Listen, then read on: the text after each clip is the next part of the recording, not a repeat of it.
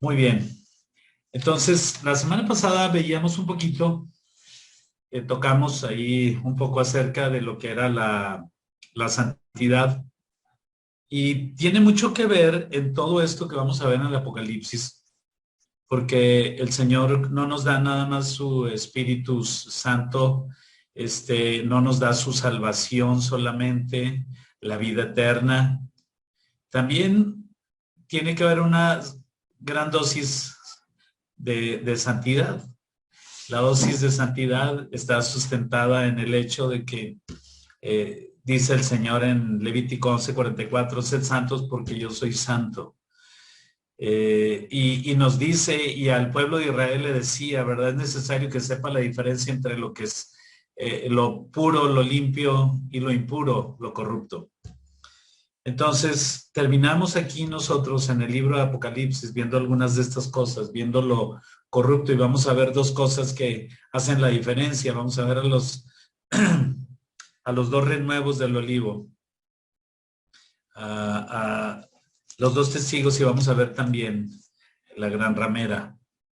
Tenemos que entender muy bien cómo va a presentarse este par de siervos del Señor y cuál es el trabajo principal que hacen ellos.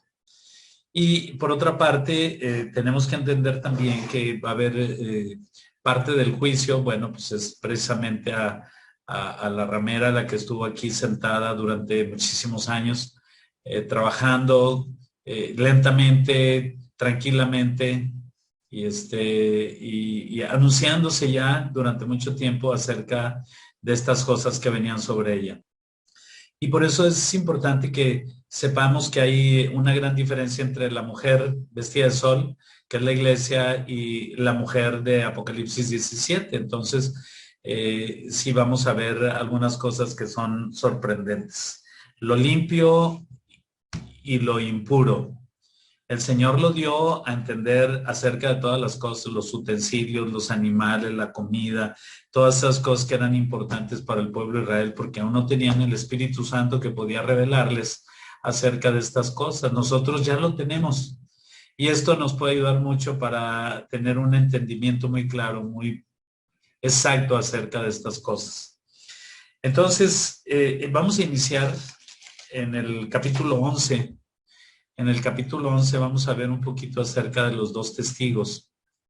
Esta, esta parte que es muy interesante, es muy importante, tiene que ver con una predicación que va a ser asistida durante los primeros 3 años y medio y va a notarse la diferencia entre lo que va a ser el falso profeta y lo que va a ser incipientemente el anticristo. Van a ser muy notorias las cosas que van a ser el lado de corrupción y el lado santo del Señor aquí en Jerusalén. Entonces, hay muchas teorías, se ha hablado y se ha escrito mucho acerca de estos dos testigos y voy a leer algunas citas, algunos versículos aquí en el capítulo 11. Vamos a ir deteniéndonos un poquito nada más para poder entender un poquito estos versos, poder saber de qué se trata y por qué hablan de esta manera. En el capítulo 11, verso 1 dice, entonces me fue dada una caña semejante a una vara de medir y se me dijo, levántate y mide el templo de Dios y el altar y a los que adoran en él. Pero el patio que está fuera del templo, déjalo aparte y no lo midas, porque ha sido entregado a los gentiles y ellos hollarán la ciudad santa 42 meses. Los gentiles van a estar ahí hollando esta parte de los gentiles, porque hay otra parte de los gentiles que se van a convertir y hay otra parte de los gentiles que no se van a convertir. El libro de Zacarías, capítulo 13, en este capítulo dice específicamente el verso 8 y el 9, que van a ser separadas 2/3 de la tierra y una parte será dejada. 2/3 serán cortadas y una será dejada. Entonces, aquí esta parte que es muy interesante, podemos darnos cuenta de que el Señor le da a Juan una indicación para que pueda medir el templo, todos los utensilios y a las personas que ministran ahí. Dice, entonces vas a hacerlo así y chécalo bien, porque la parte de afuera, esa no la vas a poder medir porque esa es entregada a los gentiles y va a ser hollada durante 3 años y medio, durante 42 meses, durante 1260 días. Le da una caña de medir porque es importante que se entienda, ya tenemos las dimensiones de lo que es el templo real, pero si ustedes se van hay una página que escribe en Jerusalén, que es el Instituto del Templo. En este Instituto del Templo están trabajando muchos judíos, tratando de establecer todo lo que es el formato de lo que va a ser el templo, los utensilios, el edificio, lo que va a ser las vestiduras, los sacerdotes, las vacas para el sacrificio. Ellos ya tienen prácticamente todo y tienen también prácticamente lo que es la construcción del edificio, el material para la construcción. Pero hay una indicación muy específica aquí para medir todo lo que es el edificio del templo. Porque como se está haciendo ahora, si tienen alguna posibilidad de entrar al Instituto del Templo, la mayor parte del templo ya está hecho a escala. Es decir, no es la misma dimensión, así como lo había hecho Salomón. No lo hicieron de la misma forma Esdras y Nehemías y todo el pueblo de Israel que les acompañó, porque era una construcción un poquito más pequeña, de tal manera que Herodes hizo una ampliación, por eso se le llamaba el templo de Herodes, porque él le hizo una pequeña ampliación o una gran ampliación para que tuviera más o menos las dimensiones cercanas a la que tenía el templo de Salomón. Y a pesar de eso, a pesar de esa ampliación, bueno, pues fue destruida en los años 70 después de Cristo, por la profecía que dio Jesucristo a los apóstoles. ¿Cuándo va a pasar esto? Porque le estaban enseñando los edificios y las piedras, porque era sorprendente que había piedras que pesaban muchas toneladas. Entonces les dice, no va a quedar piedra sobre piedra que no sea destruida, derrumbada y quemada. Entonces, por eso era necesario aquí una de las indicaciones en el versículo 1 para tomar una caña de medir y ver acerca de las dimensiones. Posiblemente estamos hablando que no son las mismas dimensiones que tenía el templo original, pero era importante que pudiéramos verla. Y dice acerca del patio, el patio lo vas a dejar porque este patio va a ser tomado por los gentiles. Pero ahí iba a ser el lugar donde iban a estar predicando los dos siervos, los dos renuevos del olivo, los dos testigos. Entonces, era importante para el mundo, para nosotros especialmente, que supiéramos cuál iba a ser el trabajo de los testigos, pero especialmente el lugar donde iban a estar los testigos. Entonces, dice, pero el patio que está fuera del templo, déjalo aparte y no lo midas, porque ha sido entregado a los gentiles y ellos hollarán la ciudad santa durante 42 meses, 1360 días, 3 años y medio. Para que esto pueda ocurrir en Israel, porque es una palabra profética, el templo todavía no está construido, pero como es una palabra profética de un futuro cercano, entonces están diciendo, esta palabra profética, el templo ya está construido. Se autorizó la construcción del templo, como es un templo únicamente que corresponde a los judíos, porque aquí se ofrece sacrificio y ofrenda. Entonces tuvieron que haber aceptado la construcción de este edificio, y para que hubiera sido aceptado la construcción del edificio tuvo que haber habido un pacto con el pueblo de Israel. Y quien lo ha de haber tenido este pacto, bueno, pues posiblemente estamos hablando del anticristo, el que pactó para que se pudiera edificar este templo. Entonces, los primeros 3 años y medio está todavía la acción del sacerdocio y la ofrenda continua. Están los sacerdotes ofreciendo holocausto. Ya para ese entonces va a tenerse las vacas perfectas, las vacas rojas. Vamos a tenerlas ya listas para el sacrificio y el templo va a estar terminado. Dicen los que conocen un poquito acerca del instituto del templo, que el templo tarda más o menos en construirse, como ya lo tienen a escala, ya tienen todas las piedras, ya tienen todo lo que va a llevar el edificio, más o menos se tardan entre 2 y 3 meses en construirlo. ¿Sí? Aquí lo único difícil es que es un templo alto, pero no es un templo con mucha superficie. Entonces van a poder hacerlo más o menos en ese tiempo, entre 2 y 3 meses, una vez que ya tienen cortadas las piedras, ya tienen hechos la parte que va a ser la obra civil, ya se tienen todos los utensilios, se tiene la mesa de los panes, se tiene ya se lo tienen ya mostrando en Jerusalén, el candelero de 7 brazos, la menorá, esa ya la tienen lista también. Entonces, ya muchas de las cosas ya las tienen en exhibición en el Instituto del Pueblo, Instituto del Templo que está en Jerusalén. Entonces, por eso no va a tardarse mucho. Y sigue diciendo aquí, dice en el verso 3, y daré a mis 2 testigos que profeticen por 1260 días, que son los 42 meses, vestidos de cilicio. La palabra que van a predicar ellos posiblemente va a ser una palabra específica o directa, lo que es al pueblo de Israel. Porque esta es una de las teorías que ha sacado la mayor parte de la iglesia en cuanto a doctrina, que quien va a predicar va a ser los 144,000 y va a predicar también los 2 testigos del evangelio. Pero los 2 testigos van a estar profetizando. Si ustedes ven aquí, dice, y daré a mis 2 testigos que profeticen por 1260 días vestidos de cilicio. Entonces, ellos van a hablar palabra profética, no dice que van a estar hablando acerca del evangelio. Posiblemente a ellos no les dado el predicar la palabra del evangelio, hablar acerca de Jesucristo, pero ellos van a profetizar y tienen mucho que profetizar.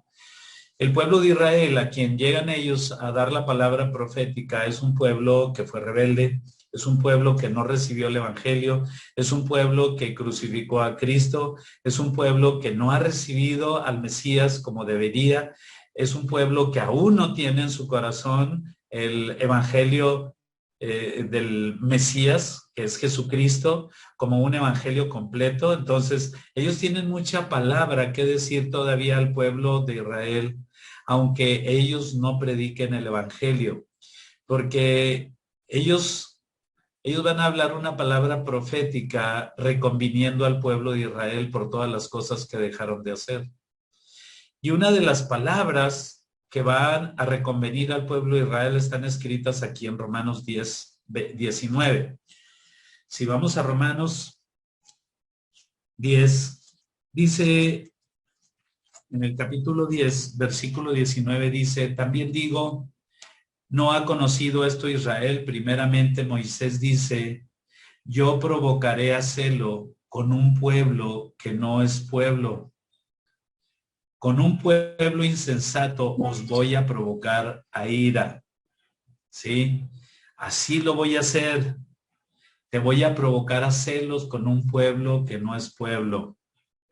Y dice el 20, e Isaías dice resueltamente, fui hallado de los que no me buscaban. Esto se lo dijo Pablo, ¿sí? Al pueblo de Roma. Me manifesté a los que no preguntaban por mí. Pero acerca de Israel dice, todo el día extendí mis manos a un pueblo rebelde y contradictor. Estos 3 versículos se resumen en frases que van a compartir los 2 testigos y van a compartir otras cosas, pero esta es una de las cosas que es muy importante porque los dos testigos tienen que preparar al pueblo de Israel, lo tienen que preparar para que venga el evangelio que tiene que predicar la iglesia en este tiempo. ¿En qué consiste esto? Dice la primera parte, dice, te voy a provocar a celos con un pueblo que no es pueblo. Entonces, el pueblo de Israel nunca ha aceptado a la iglesia como parte del pueblo de Dios, porque ellos dicen, somos el pueblo escogido. Y es cierto, es el pueblo escogido, pero ellos no pueden acercarse al pueblo y no creen. Ustedes pueden ver a los rabinos que nos tachan a nosotros de herejes porque nos estamos haciendo de un Dios que no es Dios nuestro. Y tienen toda la razón, pero no completa. Dice aquí en el libro de Efesios, que es la que ellos van a terminar leyendo. Dice a partir del verso 14, porque Él es nuestra paz. Capítulo 2, verso 14. Porque Él es nuestra paz, que de ambos pueblos hizo uno, derribando la pared intermedia de separación. Entonces estos dos testigos tienen que preparar al pueblo de Israel por 3 años y medio, para que reconozcan el trabajo y la labor de la iglesia sobre el pueblo de Israel. Ellos tienen que entender, porque ellos todavía no huyen, porque no ha llegado la abominación desoladora, aún no se ha sentado en el lugar que no debe de estar el anticristo. Entonces ellos todavía están escuchando a los dos testigos en el patio del templo de Israel, en el templo de Dios. Entonces ellos van a hablar palabras de este tipo, porque Él es nuestra paz, que de ambos pueblos hizo uno, derribando la pared intermedia de separación y aboliendo en su carne las enemistades, la ley de los mandamientos expresados en ordenanzas, para crear en sí mismo de los dos un solo y nuevo hombre, haciendo la paz. Israel, entiende, se va a hacer de las dos un solo pueblo. ¿Por medio de qué? Y aquí lo dice, verso 17. Y vino y anunció las buenas nuevas de paz a vosotros que estaban lejos y a ustedes, Israel, que estaban cerca. Se anunció las buenas nuevas de paz. Eso es lo que van a predicar los dos testigos. Van a acercar al pueblo de Israel a la iglesia y van a darle a entender que la iglesia es quien trae el mensaje de salvación.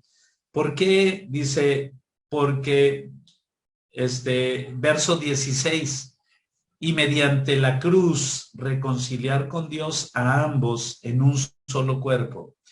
Tiene que ser mediante el proceso de la cruz, no mediante el sacrificio de animales.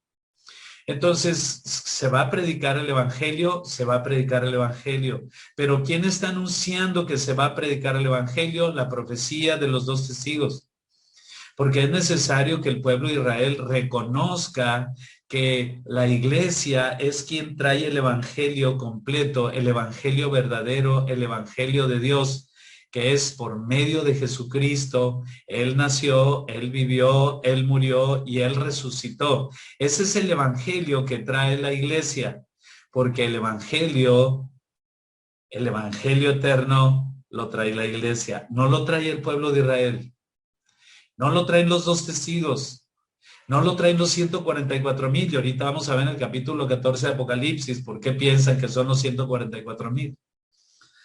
Entonces, aquí está haciendo de los dos un solo pueblo mediante la cruz, no mediante el sacrificio, sino mediante la cruz, un sacrificio que vino hace 2000 años, cuando el Cordero derramó su sangre hace 2000 años, ¿sí? Y se predicó un evangelio que era el evangelio por medio de la cruz, quien ellos provocaron como arma, porque era una maldición, que cualquier judío fuera crucificado en un madero o colgado en un madero, no crucificado, pero colgado en un madero. Entonces, como era una maldición, ellos están no están reconciliados con el evangelio de Cristo porque Él murió en un madero. Y según la ley, maldito es todo aquel que puede ser colgado en un madero. Entonces, para ellos este no es el evangelio eterno. Es más, ellos no conocían el evangelio, pero sí es muy importante que alguien los acerque a esta doctrina, a esta palabra de la cruz, al evangelio de la cruz. Lo dice en el verso 16, y mediante la cruz reconciliar con Dios a ambos en un solo cuerpo, matando en ella, en la cruz, dice, las enemistades. Porque el pueblo de Israel no cree en el sacrificio de Jesucristo en la cruz. El pueblo de Israel no cree en la iglesia como parte de un pueblo de Dios, un pueblo adquirido, porque la iglesia fue un pueblo adquirido, pero Israel no lo reconoce como parte del pueblo de Dios. Ellos se consideran todavía como el pueblo de Dios. Para eso vienen los dos testigos a hablar maravillas y van a reconciliar al pueblo de Israel y a la iglesia, ¿sí? Porque ellos van a acordar y van a acercar la palabra profética que se habló para decirles que la iglesia es quien va a hacer esto. ¿Cuáles son las escrituras? Bueno, hay muchas escrituras. Una de ellas es Jeremías 30. Otra de ellas es Jeremías 31. Cuando habla acerca de lo que va a hacer por medio de la iglesia al pueblo de Israel. Oseas capítulo 2, Oseas capítulo 6, Isaías también, en Isaías capítulo 53, Isaías capítulo 52, donde se les va a hablar acerca de este ministerio de la cruz que despreciaron y menospreciaron. Entonces, a lo mejor no las vamos a ver todas las escrituras ahorita, pero las vamos a ver en el repaso que vamos a hacer en las siguientes 2 sesiones. Entonces, los 2 testigos traen este ministerio para que el pueblo de Israel pueda abrir los ojos y decir, entonces la iglesia tiene alguna tarea respecto de nosotros. Sí, hay algo que va a hacer. Y les va a mencionar en la escritura acá en Jeremías. Nada más vamos a ver estos 2 versos, no vamos a ver más. Porque dice que se acerca una gran tribulación. Aquí lo dice en el capítulo 30, a partir del verso 7. Y dice en el verso 7, cuán grande es aquel día. O sea, la tribulación que va a empezar a pasar el pueblo de Israel. Tanto que no hay otro semejante el tiempo de angustia para Jacob, para Israel. Pero de este día, de este tiempo, de esta tribulación, dice, pero de ella será librado. En aquel día, dice Jehová de los ejércitos, verso 8, yo quebraré su yugo de tu cuello. Va a quebrar el yugo que hay sobre el pueblo de Israel. Y romperé tus coyundas y extranjeros no lo volverán a poner en servidumbre. Va a traer libertad al pueblo de Israel. Sino que servirán a Jehová su Dios y a David su rey, a quien yo les levantaré. Por eso aparece David. Las llaves de David aparecen en el capítulo 3 de Apocalipsis.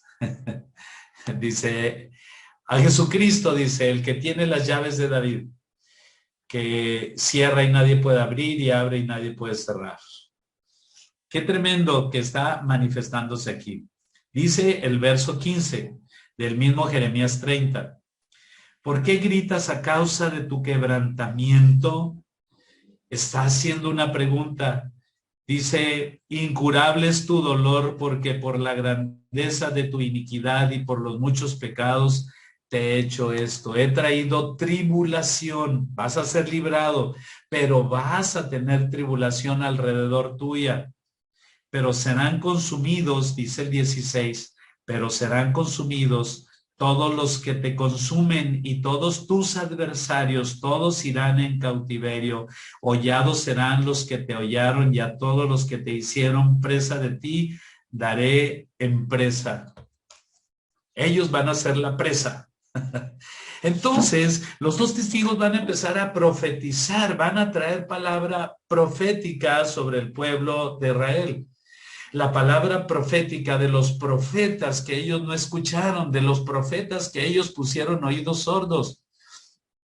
Porque hablaron Oseas, habló Isaías, habló Jeremías, habló Ezequiel, habló Daniel, habló Oseas, habló Ageo, habló Joel. El profeta Joel ya les había hablado, fue de los primeros profetas en el 850 antes de Cristo, que ya estaba hablando de estos tiempos que iban ellos a pasar, acerca de los sueños, de las profecías, del hablar en lenguas, de muchas cosas que iban a suceder. Pero ellos no lo habían entendido. Entonces los dos testigos van a empezar a hablar palabra profética que van a pronunciar en virtud de que la iglesia va a estar presente para hablar el evangelio eterno. La iglesia es la única que puede predicar el evangelio eterno. No hay quien más lo haga, ni los 144,000. Porque si ustedes se acercan a Apocalipsis, capítulo 14, está hablando de los 144,000. En el capítulo 7 también, pero aquí dice todo lo que van a hacer. Dice, después miré y aquí el Cordero estaba en pie sobre el monte de Sión y con él 144,000 que tenían el nombre de él y de su padre escrito en la frente. Y oí una voz del cielo como estruendo de muchas aguas, como sonido de un gran trueno, y la voz que oí era como de arpistas que tocaban sus arpas y cantaban un cántico nuevo delante del trono y delante de los 4 seres vivientes. Está hablando de la visión en el cielo y de los ancianos, y nadie podía aprender el cántico sino aquellos 144,000 que fueron redimidos de entre los de la tierra. Está hablando del pueblo de Israel, esos 144,000. Dice en el 4, estos son los que no se contaminaron con mujeres, pues son vírgenes. Estos son los que siguen al Cordero por donde quiera que va. Estos fueron redimidos de entre los hombres como primicias para Dios y para el Cordero. La segunda venida en la que viene el Cordero, ¿sí?, ya no viene en relación al pecado, al arrepentimiento. Jesucristo ya no viene con relación al arrepentimiento, al pecado ni a la salvación. La segunda venida es con el único propósito de traer juicio a las naciones. Dice el verso 5, y en sus bocas no fue hallada mentira, pues son sin mancha delante del trono de Dios. Hasta aquí llega esta parte de los 144,000.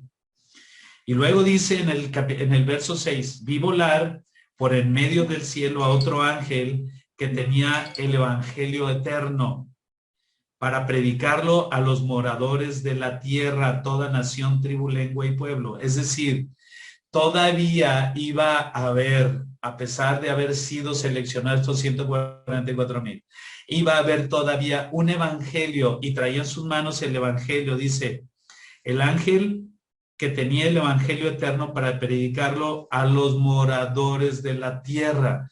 Por eso dice en el capítulo 10, un poquito antes, en el capítulo 10 de Apocalipsis, si me acompañan, dice, entonces tomé el librito de la mano del ángel y lo comí. Estaba hablando todavía Juan. Y era dulce en mi boca como la miel, pero cuando lo hube comido amargó mi vientre, porque no todos se querían arrepentir. El 11 dice, y él me dijo, es necesario que profetices otra vez sobre muchos pueblos, naciones, lenguas y reyes. Todavía en la tierra se tiene que predicar el evangelio. Bueno, dice que fue puesto y colocado de la mano del ángel en el capítulo 14. Dice, vi volar en medio del cielo otro ángel que traía el evangelio eterno para predicarlo a los moradores de la tierra. Los ángeles no predican el evangelio. A los ángeles no se les fue dado el ministerio del evangelio o de la predicación del evangelio. Los ángeles son mensajeros únicamente. Su trabajo es llevar el mensaje.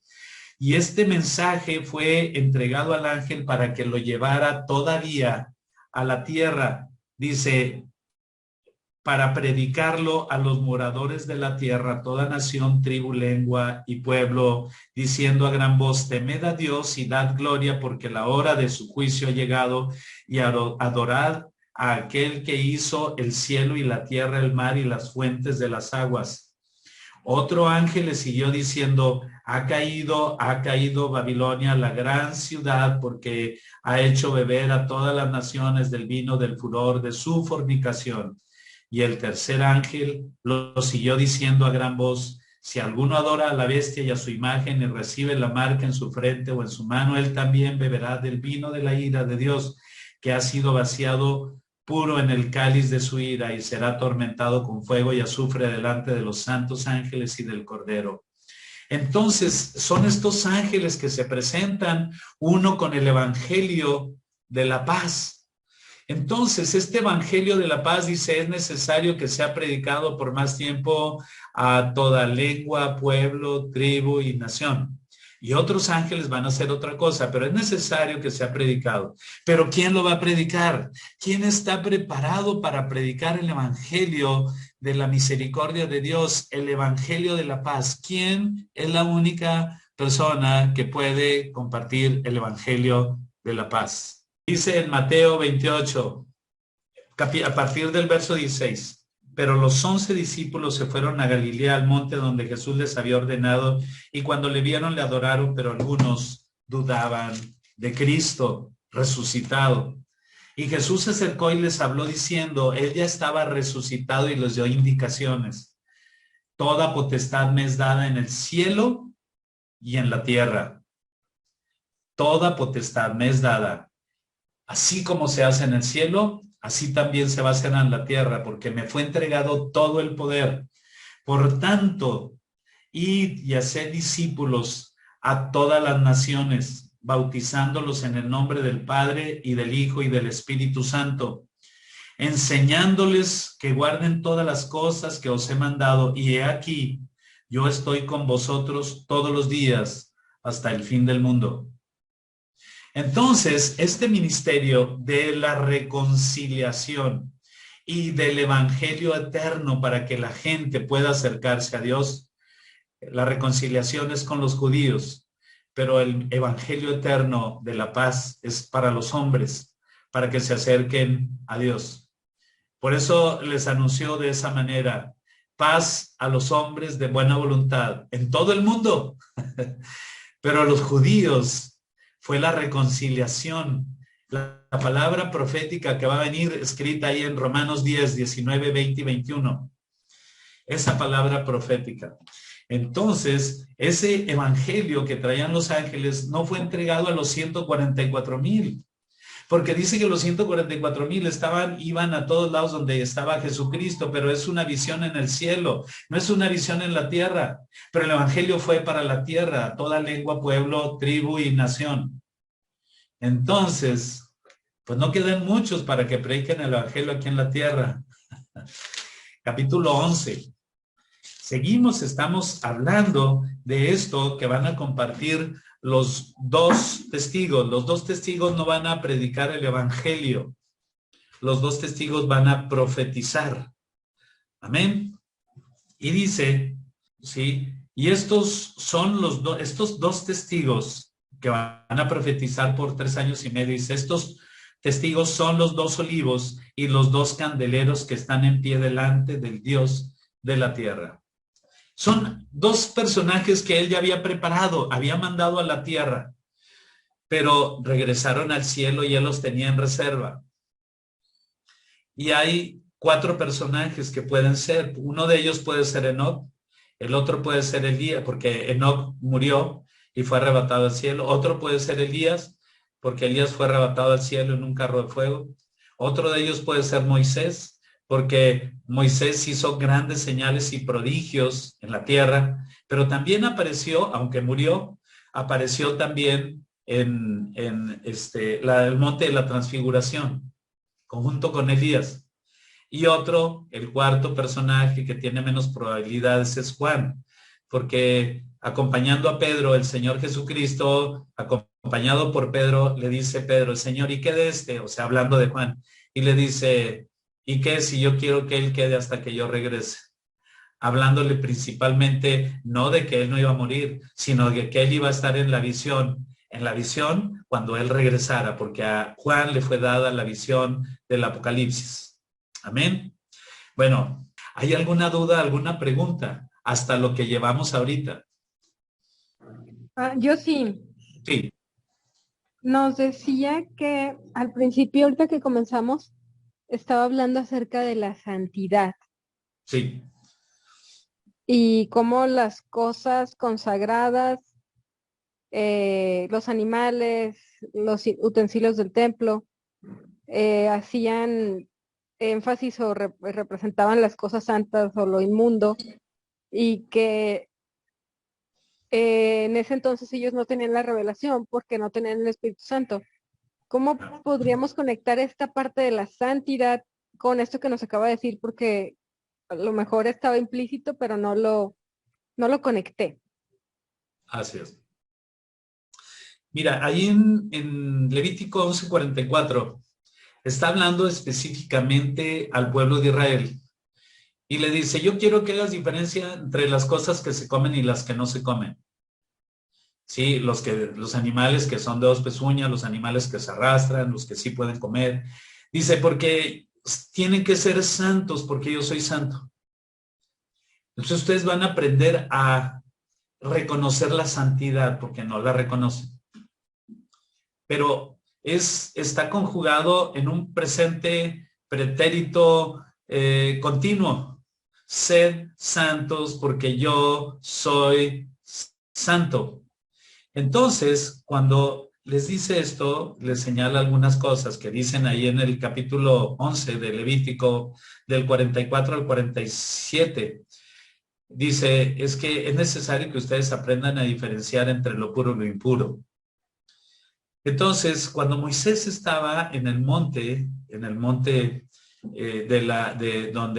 Monte Sinaí, donde ve esa visión, él ve que está ahí la flama, la zarza que no se quemaba, o sea, estaba ardiendo, pero no se quemaba. Únicamente ardía, pero no se quemaba. Entonces él subió con la curiosidad y fue al monte, y cuando está ahí en el monte, le dice el Señor de inmediato, Moisés, ya no camines, quita el calzado porque el lugar donde estás, la tierra que pisas es santa. Entonces nosotros nos podemos preguntar, bueno, ¿por qué la tierra era santa? ¿Qué es lo que hace santo a las personas o a las cosas? Bueno, pues es nada más la presencia de Dios, porque ahí estaba la presencia de Dios, Dios le habló a Moisés, entonces estaba la presencia y todo lo que estaba ahí era santo. Nosotros cuando aceptamos a Cristo en nuestro corazón, aceptamos el Espíritu de Jesucristo, pero también al Espíritu Santo. Entonces, cuando una vez que llega la presencia de Dios a nuestro corazón, automáticamente nuestro corazón es santo. Automáticamente en nuestro corazón llega la santidad. No nada más llega la salvación, no nada más llega la luz, no nada más llega la vida eterna. ¿Sí? También llega la santidad. Y la santidad tiene que ser reconocida por su pueblo para saber que nosotros somos un pueblo santo y poder entender que vamos a predicar a los judíos de la manera como Él nos dio la potestad. Por eso dice en el capítulo 28 de Mateo, toda potestad me es dada en el cielo y en la tierra. Y esa potestad la transmitió a la iglesia, como dice en Efesios. Sí, y dice que todo lo encerró en todo, dice, toda la deidad la juntó en Jesucristo y la dio por cabeza a la iglesia. Entonces, ahora nosotros somos santos, no porque seamos buenas personas, no porque no hagamos lo malo, no porque estemos poniendo algo de nuestro empeño en la santidad, no podemos hacer nada, por más que queramos ser santos, no podemos. La santidad llegó a nuestro corazón cuando vino acompañado del Espíritu de Cristo y del Espíritu Santo. Llegó automáticamente la santidad. Nosotros ya somos santos y tenemos toda la potestad que recibió Jesucristo en sí mismo para que vayamos a predicar al pueblo de Israel. No somos menos que ellos. Tenemos la potestad que Cristo puso en nosotros, de que nosotros pudiéramos también llevarle a ellos el mensaje eterno, porque ellos se van a convertir por el evangelio de la cruz, por la administración de la doctrina de la cruz, se van a convertir por el evangelio. Y Dios nos dio, Jesucristo nos dio en Mateo 28 esa autoridad. Dice, yo he tomado toda la potestad y se las doy a ustedes. Pero no nada más vamos a predicar el evangelio de la cruz. También ellos van a ver la santidad que hay en nuestro corazón, porque nosotros somos santos, porque tenemos que decirle a ellos que tienen que ser santos para que puedan reconocerlo a través del Espíritu Santo y del Espíritu de Jesucristo, que tiene que llegar a ellos por medio de la administración de la cruz. Entonces, esto es una plática aparte que vamos a tener que dar acerca de la santidad, porque nosotros vamos a enseñarles a estas hermosas personas que es el pueblo de Israel, que somos santos porque Cristo nos hizo santos. No estamos trabajando en la santidad, no podemos trabajar en la santidad. No podemos decir, no, es que fíjate que ya casi no peco tanto, estoy alcanzando más la santidad. No. El boleto que el Señor nos dio venía incluido todo. BTI, viaje todo incluido. También la santidad, no nada más la salvación, no nada más la vida eterna, no nada más el poder de Dios, el amor de Dios, la salvación de Dios, no, también la santidad. Por eso dice el Señor, sed santos porque yo soy santo. Sin santidad nadie podrá ver al Señor. Sí, entonces es necesario que entendamos que es parte de lo que Él puso en nuestro corazón, puso santidad. Nosotros ahora somos santos. Y lo vamos a ver en la siguiente plática, para que podamos ver las escrituras donde viene todo esto. ¿Sí, hermana? Oh, una última pregunta. Cuando Sí. evangelicemos, bueno, la iglesia que tiene el papel de evangelizar Los judíos. a los judíos, va a ser entonces ya cuando todos los gentiles hayan recibido el evangelio, digamos que son los últimos. Ha llegado la plenitud de los gentiles. ¿Sí? Ok, entonces ya para entonces no hay necesidad de evangelizarle a más personas porque ya ellos son los últimos que faltan. Son los últimos, porque dice que nosotros vamos a ir, la mujer va a ser sustentada en el desierto por 3 años y medio. ¿Sí? Pero al pueblo de Israel le dice, cuando vean la abominación de Salvador, está en el lugar que no debe estar. O sea, después, cuando se acaben los primeros 3 años y medio, dice, huye a las montañas, huye, no regreses. Sí, que tu vida no sea en invierno, que tu vida no sea amamantando, que tu vida no sea embarazada. Pero si es así, pues ni modo. Pero al pueblo de Israel, a nosotros, como su iglesia, nos va a sustentar en el desierto por 3 años y medio. Y al pueblo de Israel le va a decir, huye al desierto. Esto es hasta la segunda mitad de la gran tribulación, porque le dice en Jeremías 37, dice, y va a ser una gran tribulación, cual nunca la ha habido, pero de ella Jacob será librado. ¿Cómo va a ser librado? Por el evangelio de la paz, porque va a huir y vamos a estar esperándolos y vamos a ministrar el evangelio de la reconciliación. Vamos a reconciliar a Israel con el Señor. ¿O quién se lo va a predicar el evangelio de la reconciliación? Nosotros. A nosotros nos encomendó el evangelio de la reconciliación, que también lo vamos a ver más adelante. Amén. Entonces, el papel de los dos testigos es nada más avisarle al pueblo judío de nuestra participación, nada más. Así es. Sí. Okay. Profetizar todo lo que no oyeron cuando tenían a los profetas y de aclarar cuál es el misterio escondido desde las edades para la iglesia, que es Cristo en nosotros, en la iglesia, la esperanza de gloria, la esperanza que se habló en Oseas 2, porque dijo, te voy a seducir, te voy a llevar al desierto y ahí hablaré a tu corazón y te daré tus viñas y el valle de Acor por puerta de esperanza. Sí, esa es la esperanza tan grande que ellos estaban esperando. Amén. Nosotros, la esperanza somos nosotros. Wow, increíble. Muy increíble, muy increíble. Bastante, pero ahí está escrito, está escrito todo eso, por eso lo vamos a ver en estos pedazos muy bien acomodados, lo vamos a acomodar muy bien. Amén.